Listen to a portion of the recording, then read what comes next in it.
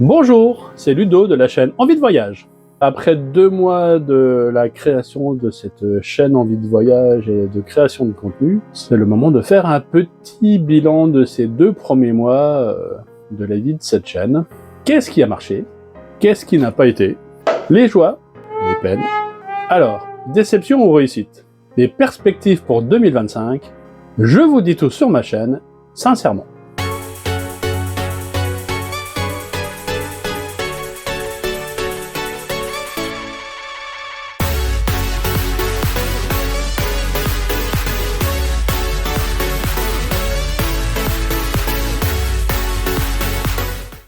Pour ces 2 premiers mois, 22 vidéos ont été postées.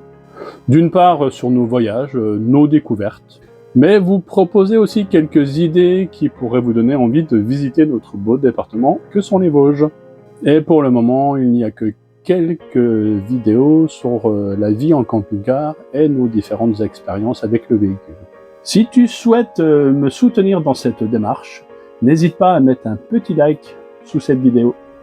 Alors les 1050 premières vues sont encourageantes évidemment, mais bon, sans plus. Voilà, ce qui est un peu plus négatif, c'est le temps moyen de visionnage des vidéos. Voilà, les premières étaient aux alentours de 44-45 secondes. Bon, le point positif, c'est que c'est en amélioration, puisque les dernières vidéos passent avec une moyenne de 1 minute, voire 2 et 3 minutes pour les plus récentes. Tout ça est encourageant.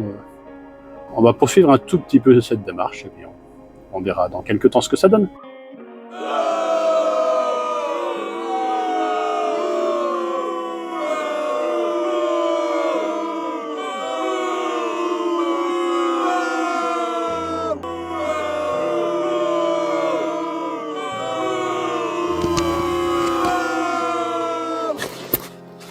YouTube vous permet d'analyser pas mal de données de votre chaîne, donc en fait je vais essayer au fur et à mesure des mois qui passent de bien comprendre comment tout ça fonctionne et puis d'essayer de progresser au fur et à mesure du temps qui passe. L'interaction avec les viewers est assez compliquée à provoquer. Le bilan du nombre de likes est assez faible et les commentaires sont inexistants. Il y a aussi des choses à améliorer. Et poursuivre d'autres chaînes YouTube, notamment celles concernant la réalisation de chaînes YouTube, il paraît qu'il faut être patient, donc je vais tâcher de l'être. Alors pour se lancer dans la création de contenu, ce qui est le plus compliqué, enfin en tout cas ce qui a été le plus compliqué pour moi, c'est le regard sur soi-même. Voilà, une fois qu'on a réalisé quelques vidéos et qu'on se regarde a posteriori, c'est jamais un moment, enfin en tout cas pour moi ça n'a pas été un moment forcément trop agréable. Voilà, on voit que les défauts, on a toujours ce sentiment que c'est mauvais. Mais encore une fois, pour suivre les conseils des gens qui ont l'habitude de créer ces chaînes YouTube, en fait une fois que la vidéo est montée, il faut cliquer sur publier et sa première vidéo apparaît. Au fur et à mesure du temps qui passe, on s'habitue à son visage, à sa voix. Ça n'empêche pas qu'il faut progresser comme dans tous les domaines de la création de cette chaîne. Mais finalement, on s'aperçoit que il y a plein de moments positifs. Et déjà dans la préparation de ces vidéos, ce qui est intéressant, c'est remémorer tous les moments qu'on a passés, et notamment tous les moments que j'ai pu passer avec Sylvia. Donc voilà, qui sont toujours des moments fort agréable. C'était vraiment sympa de se replonger dans toute notre pérégrination. Par contre, on ne se rend pas forcément compte au début tout le travail que nécessite la réalisation d'une vidéo. Trouver l'idée de départ, puis le titre, réaliser la miniature, faire quelques recherches et rassembler tous ses souvenirs, mettre en forme le tout et réaliser un script, un scénario. En tout cas, moi, c'est comme ça que j'aime bien faire. C'est rassurant de se baser sur un script.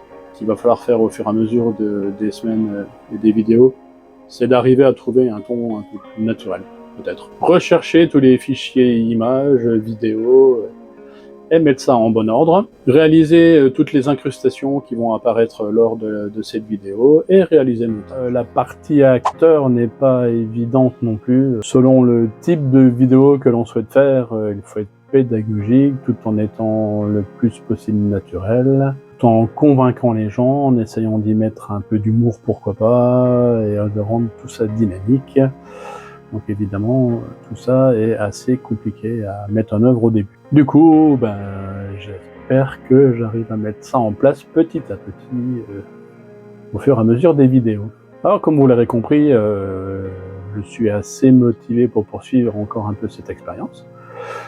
Et donc j'ai pas mal d'idées de prochaines vidéos que je vous soumets. Donc je vais finir la série de vidéos concernant notre visite de Florence et de la Toscane, avec une vidéo consacrée à notre visite de la Galerie des Offices et de la visite du village de San Gimignano. Pour donner une suite à la vidéo consacrée aux 10 endroits emblématiques des Vosges à visiter, j'imagine faire une vidéo spécifique sur les lieux commémoratifs de la Première Guerre mondiale, en rentrant un petit peu plus dans les détails que la première fois, et aussi vous partager les belles randonnées qu'il est possible de faire autour de mon village, le Taulier. Bon, je le précise, mais c'est pas forcément utile de le faire, mais évidemment, toutes les vidéos que je vous propose sont des visites que nous avons faites dans un passé récent. Je ferai également une vidéo bilan de l'hivernage de notre camping-car, un hiver sous une housse. Et je vous proposerai une petite vidéo sur vivre les Européennes en camping-car, en vous expliquant pourquoi notre camping-car s'appelle Eddy, pour ceux qui ne le sauraient pas encore. On parlera aussi des châteaux de la Loire, une petite suite des choses à voir en Vendée, car nous y allons régulièrement. Et notre grand projet pour l'année 2025, c'est notre périple prévu en Suède pendant 3 semaines à 30 jours à peu près. Donc voilà, on reviendra là-dessus tout au long de l'année.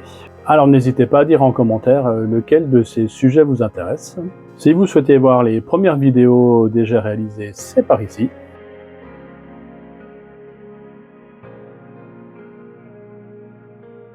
Et donc, en attendant de vous retrouver dans une prochaine vidéo, je vous souhaite une excellente année 2025, en espérant que vos envies se transformeront en magnifiques voyages. En attendant, portez-vous bien.